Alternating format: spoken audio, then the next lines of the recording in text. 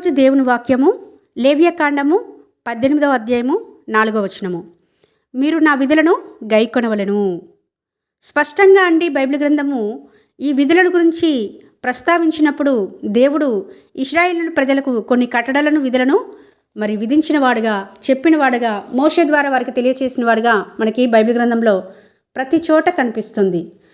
ఆయన విధులు న్యాయమైనవని కూడా చాలా చోట్ల విధులు అనే మాటకు ముందు మనకి న్యాయమైన విధులని కనిపిస్తుంది. న్యాయమైన విధులు మనం పాటించినప్పుడు ఆ న్యాయం మనం కాపాడుతుంది కదండి. నెహెమ్యా గ్రంథం 9:29 ప్రకారము నీ ఆజ్ఞలను విధులను ఒకడు ఆచరించినడల వాటి వలన వాడు బ్రతుకును కదా అంటుండు. అంటే ఆ విధులు ఆచరించడం వలన మనము బ్రతుకుతామని కూడా అర్థం చేసుకోవచ్చు. విధులను గైకొంటే మనకు వచ్చే లాభం ఏందని చూస్తే దేవుడే చెప్తున్నాడండి. సొలొమోనుతో దేవుడే మాట్లాడుతున్నాడు. నా న్యాయ విధులను అనుసరిస్తే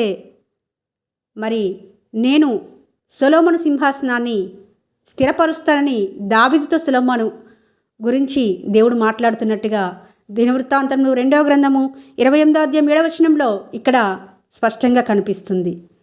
దినవృత్తాంతంలో 2వ గ్రంథం 11వ అధ్యాయం 32వ వచనంలో నా విధులను అనుసరింపకపోతే ఏం జరుగుతుందో కూడా దేవుడు చెప్తున్నాడండి. ఆయన విధులను గైకొంటే ఏం జరుగుతుందో చెప్తున్నారు. ఆయన విధులను అనుసరించకుండా నడిస్తే ఏం జరుగుతుందో కూడా దేవుడు రెండు కూడా చెప్తున్నాడండి. అయినప్పటికీ సొలొమోను దేవుని విధులను అనుసరించకపోవడాన్ని బట్టి తన రాజ్యాన్ని కోల్పోతూ వచ్చినాడు.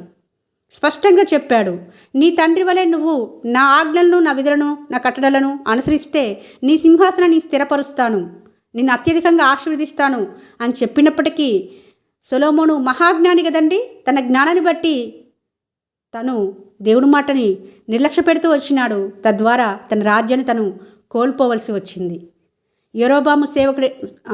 సొలొమోను సేవకుడైన యరొబాముకి 10 రాజ్యాలను దేవుడు పంచివ్వడానికి కారణము కేవలము దేవుని విధులను సొలొమోను గైకొనకపోవడం అనేది మనం స్పష్టంగా ఈ రోజున ఈ మాట ద్వారా హెచ్చరిక పొందవలసిన వారుగా ఉంటున్నాము.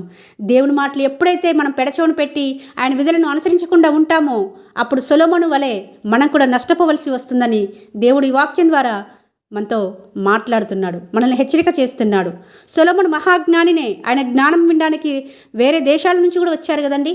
అంత జ్ఞాని అయిన వాడే దేవుని విధులను అనుసరించకపోవడాన్ని బట్టి అంత నష్టాన్ని, తన రాజ్యాన్ని కోల్పోవలసి వచ్చింది కదండి. మనం ఏ పాటి వారము? సొలొమోను కంటే అంత జ్ఞానంలో మనము అంత తెలివైన వారమా? కాదు కదా. ఆయన విధులను ఎప్పుడైతే మనం అనుసరిస్తూ నడుచుకుంటామో మనము ఆశీర్వదింపబడ్డం మాత్రమే కాకుండా మన తరువాతి తరాలకు కూడా మనము ఆశీర్వాద కారణంగా ఉంటామని ప్రభువు ఈ దినమున ఈ హెచ్చరిక ద్వారా మనతో మాట్లాడుతున్నాడు. ఆ విధంగా మనము జ్ఞానం కలిగి ఆయన విధులను అనుసరించి బ్రతుకున్నట్లుగా దేవుడు సహాయం చేయనుగాక. ఆమేన్.